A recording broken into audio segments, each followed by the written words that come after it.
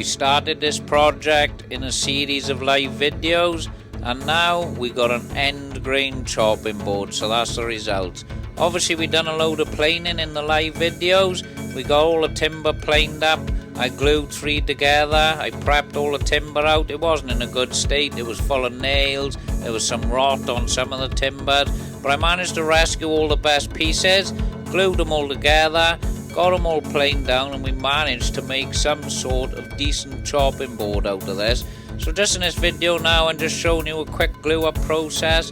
All the timbers we glued together. It's a beautiful looking wood. It's a Canadian maple wood. I decided to go with an end grain chopping board.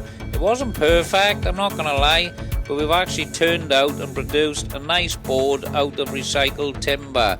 Now for those of you thinking I'm going to do a recycled timber job, obviously try and keep all your best bits for the top. The bottom of this board doesn't look half as nice as the top, but I certainly did manage to produce something out of this timber.